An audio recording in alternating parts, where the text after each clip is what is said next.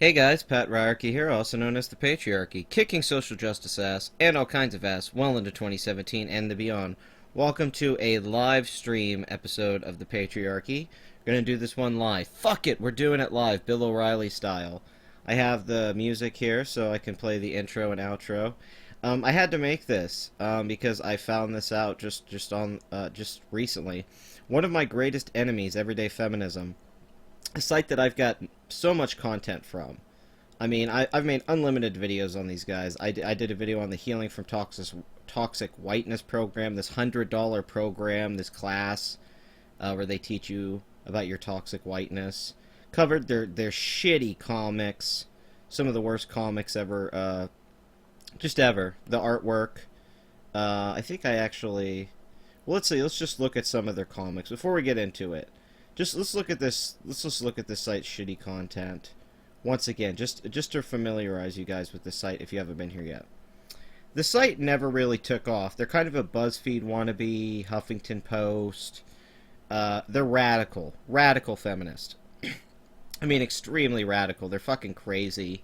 I mean, this is the most SJW site I can find. Robot Hugs, her comics are the cringiest, shittiest comics I've ever read or seen in my life. I've done videos on them, live streams. This site, though, had a lot of shares. Everything I ever clicked had, like, 50,000 shares, or, you know, maybe not always that much, but maybe everyone was sharing it for cringe reasons. But as you can see here, we may shut down soon. Click to help, save, EF. Everyday fuckism. But anyway, how I've learned to cope with the voices in my head, how you can tell anti-trans bathroom bills aren't about safety at all, I have a mental disorder, no, I'm not sorry, what smiling in public means when you're targeted to street harassment, how we can make sure our protests are effective and inclusive, 7 tips for breastfeeding success that no one tells you about, living through the fog of a psychotic break, and this is the quality usually of the cartoons of the comic material. Usually it's worse, actually. And they have terrible articles. The headlines are awful, but the articles are extremely long and indulgent. Every single one of the articles is some wannabe writer. It always feels like some failed writer, some English major who got their, you know, they have a book that's published. It's not selling on Amazon, on the Kindle. On the Kindle. Because you need to download, for all of us, the people, the feminist rises. 40 things that don't actually make you close-minded. Jesus, that's... I'm not reading that. 23 simple ways to contribute to social justice movements. 3 misogynistic rules that held me back at work and how I have challenged them. It's always victim. Every article's about how somebody got... their boyfriend fucked them over, or... Oh, I love this. 5 ways we ignore child agency that perpetuate rape culture. That's a good old comic. 3-way anti-feminism hurts people of all genders. While the privileges and protects you... as physically average privileges... Oh my god. Ever thought about the benefits that come with being perceived as physically average? This will put it into perspective. They always have in the articles, too. This will enlighten you. This knocks it down. This is the... No, and they support Riley. They try to promote Riley on this wonderful platform. Let's see if anyone's rocking in the chat. Hey, yeah, I do too, Asperger's. Good old Asperger's is always here to help out. Screw you guys. So, this is amazing. But I have to say, I'm both happy and sad. I have to be honest. I am going to miss getting material from Everyday Feminism. This is one of the most cringe... it's just one of the most cringe things I've ever seen as a site. The way it looks, the way their articles are written, the way it's formatted, everything. I mean, it was just great material. It's not like it was just low-hanging fruit. I get that. I get that the skeptic community, their anti-SJW community, they get criticized for going after easy targets. And I do, for the lulz. But the thing about Everyday Feminism is, like, man, they just put so much work into this site, and you could tell it was so self-important. I mean, they even have a fucking toxic whiteness class. Like, you know, it's... These guys were so pretentious that I just felt like they had to get called out and made fun of. I mean, I always tried to stay away from it, but it just pulled me back. You know, every time I tried to get out, it pulled me back in, because I just couldn't believe this was real. It really does come off like satire, but I mean, the writers of the site are assholes on Twitter. Oh my god. Or bitches. Yes, sleep. Yes, indeed. This is a Keck victory. That's why we're doing a live stream about it. This is a Keck victory. This is especially because I've done a lot of videos on everyday feminism. They are one of my top sources. Not every... I mean, I haven't made, like, 30. I've probably made less than a dozen everyday feminism videos. But still, I've made a lot. None of my big videos were from this site, but I always had a love for those videos. And, although I really got sick of reading the articles. This is on Daily Caller. The founders of radical feminist website dedicated to social justice causes have announced that the site may be forced to shut down by the end of this month unless it receives a massive immediate cash infusion. Oh, money! It's all about the money now. The 5-year-old website, Everyday Feminism, has created an emergency May booster fund. You know what it is, too? This is them trying to compete in the free market with feminist content, SJW stuff, and just nobody gives a shit. Like... They couldn't get popular. They couldn't compete with other sites or other platforms like this. They tried to do a BuzzFeed type thing with feminism. It didn't work. I'll give them credit that the website Everyday Feminism, that's not really a bad name for a website, but bad time to do it. This would have done a lot better in like 2001. Well, 2001 to 2008. They'd have made a shitload of money. To fend off scary financial troubles that's threatening to put halt to our work, maybe as soon as the end of May. Oh man, it's coming to an end that quick? So are we asking you to help? I mean, we could use a hug. A virtual one anyway. I'm going to give you a virtual middle finger up the ass. But what's really important is this link right here. You can help save EF by donating. So these are the people that hold a class where they want you to pay $100 so they can tell you how you're racist and how you need to stop being racist. And they need money. Maybe it's because you write like 1,000 articles every fucking day and you have 100 writers and you do comic books and all kinds of shit. How do you not make any money? Do you not have any advertisers? No one wants to no sponsors want to be on your website? Do you guys just not know how to get money? There's got to be some way you can make money off this damn website. Am I wrong here? Is this a total bust? Fuck feminism, it's cancer. One Punch Man. I'm suing my college due to feminists harassing me. Well, good for you, sir. Praise the king. This is amazing. Man, this is scary, though, because the question is, you know, this isn't the end of social justice. It's bigger now. And I'm not saying we're in the culture war, but it's, you know, I'm not going that far that we're in this giant, we're at the brink of civil war or some shit, but we're at a point now where it's in the mainstream, you know, all the talk shows on TV, Stephen Colbert, Seth Meyers, Samantha Bee, Trevor, they're all SJWs in their content, and then a lot of the stuff that's on Fox News now, or at least is the mainstream of the other side. They're doing the alternate to SJW content, and then on the internet, the anti-SJW content's way more popular. Now Lacey Green supposedly red-pilled, which I think is total horseshit, but still, we see the shift, at least in the internet perspective. Not in the real world. In the real world, feminism's still dominant, the left still controls college campuses. We haven't won any kind of battle. Trump's still up in the air whether that's going to be a good thing or a bad thing.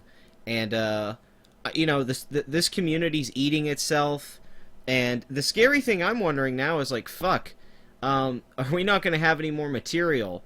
Because if it just turns into everyone arguing about, you know, global politics, you know, geopolitical stuff, us talking about everything going on in Europe, and, God, you know, we're just going to be a bunch of morons talking about it. It's going to be bad. We're going to turn into the media. I'm really worried about YouTube turning into the same kind of corruption of the media, the same bias, the same laziness. You know what I mean? I'm worried we're going to head that way, at least in YouTube.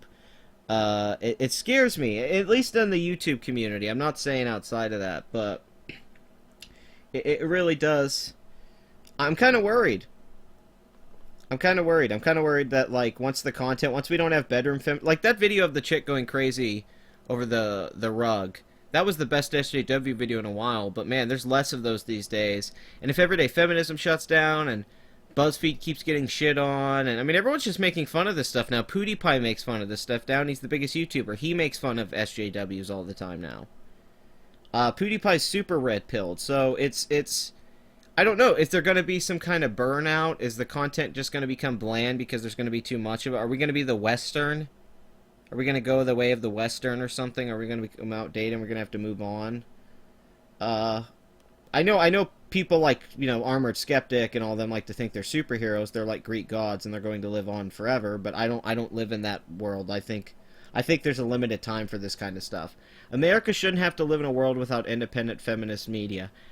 I wish we could live in a world with without independent feminist media. Or a unique, educational, inside-out approach to fighting everyday oppression. The plea for funds urges. It's quite a challenge, to say the least, to create independent, intersectional, feminist media in a financially sustainable way, especially in a world that doesn't value what we do. In a world that doesn't value what we do for you, the people. Everyday Feminism has created a Twitter hashtag, SaveEF, to spread the word about its financial crunch. Supporters applaud the effort. We need to save EF because we need sites like this to help educate the population and help dismantle the harmful effect of the patriarchy. Oh, I'm here, baby. You know what the harmful effect was? Getting everyday feminism shut down. Because all the shit talking we all did. I'm not saying I single-handedly did it, obviously, because I fucking did it. But in general...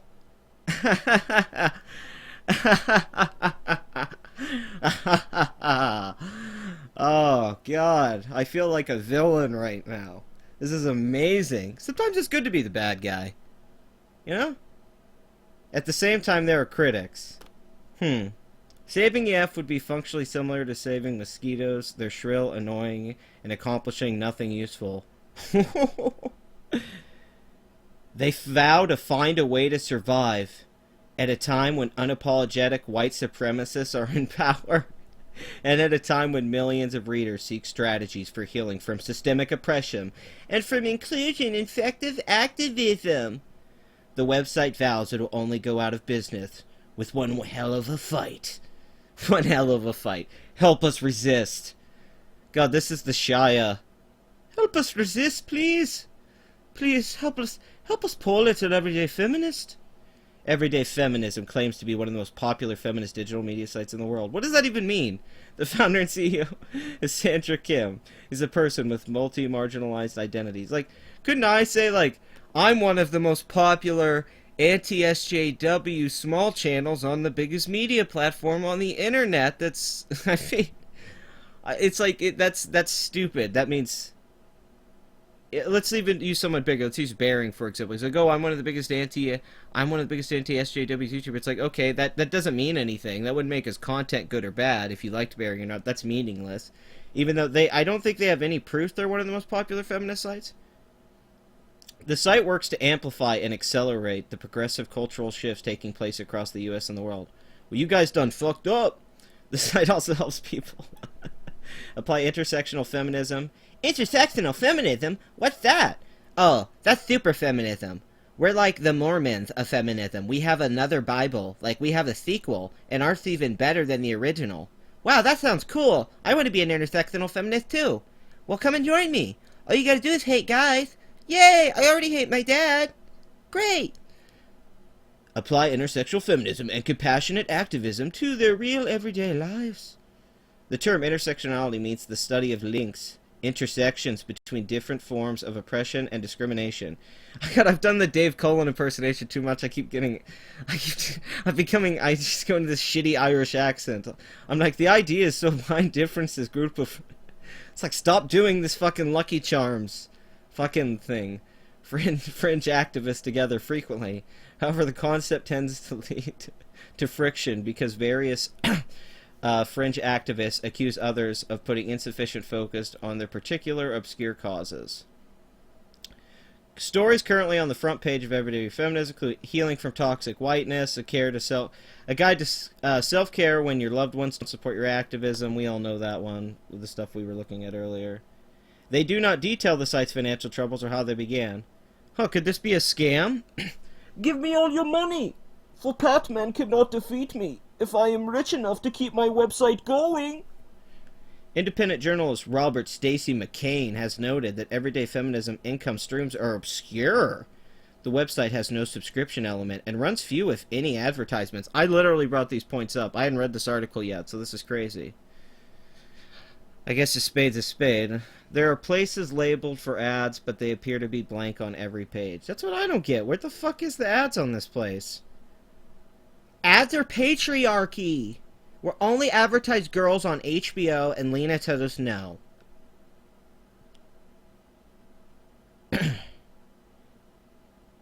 I only have male cats. Feminists are culturally appropriating cat culture. Cats will be within Kekis. In feminism, every feminism is Joseph Smith. You're making things up again, feminism. You're lying about that wage gap now. Be careful what you do, feminism. Because when you fib, there's a price. Alright, that was wonderful. So, everyday feminism might be shut down. What was the hashtag? Save everyday feminism? What the fuck was it? Hold on, let me go back to that hashtag. Yep. I'm making things up again, kind of.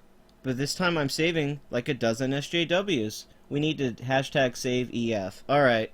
Hold on, guys. I'm starting a new hashtag. I want everyone after this live stream, or currently on this live stream, to hashtag with me. We're doing this together. By the way, no violent hate, no vitriol, no. I'm not a hate monger. I don't want to get attacked for that. Okay, Armored Skeptic, I'm not going to bully people. But, hashtag save EF. Okay. Hashtag fuck EF. There we go. Just so we make sure. Yeah, it's in caps. Hashtag fuck, capitalized EF. Hashtag fuck everyday feminism. How about that? How about that? You like them bananas? I like that banana split. 1 banana, 2 banana, 3 banana, 4. Hashtag save cancer. So this is terrific. This is absolutely terrific. Putting a stop to rape culture. Well, I guess you didn't do a good job stopping it, because your site's going to... Oh my god. Wow. Well, this might be a goodbye, my friend. This might be a goodbye. It's been a good journey. It's been a good battle. I've enjoyed it greatly. Trans and GNC, race, LGBTQIA, class, religion, sex, love, body, disability, violence, videos, comics. God damn. Let's look at some of these videos real quick. One last perusal, one last look at everyday feminism. Just wait. One more look. Let me look at the feminists and mama and papa and the kids. Oh my goodness. Everyday feminism. You're so cringe. Do you realize the world can't even see it? I wish everyone saw you as beautifully as I do. What natural hair means to these Afro-Latinxes. 10 things you should know about sexual fantasies. Here's why reverse racism isn't real. Oh, I remember that video. People ripped that one to shreds. Yeah, so they just post cringy YouTube videos. Oh my goodness, for fuck's sakes. Although I agree with this content, the problem with talking about Canada as a utopia, that's actually pretty on point. Anyway, what do you guys think about this? Let me know. I'm very interested. Thanks for watching. This isn't going to be too long. This was honestly just to cover this. And I'm lazy. I'm doing it live. Bill O'Reilly style, like I said. If anyone's watching this after the live stream, like, comment, and subscribe. Leave your opinion. Tell me what you think. Are you happy or upset? Are you... you know... I want to be happy. I want to enjoy this moment. But, you know... It's what it is. Let me peruse the chat here one last time. Alright. Don't forget the hashtag. No doxing, no bad shit, no bullying. Just do the hashtag and leave it at that. The site sucks. And once again, thank you everyone for watching. It means a lot to me when you guys tune into these things. The super chat's up, so you have a little bit of time here with the music outro. If you want to give me a tip for the video, although you don't have to. I'm not begging for any money, but if anybody would like to give some cash in the super chat, that would be appreciated. Anyway, here's the music outro from Sharkfoot. Till next time, say it with me now. Go fuck yourselves.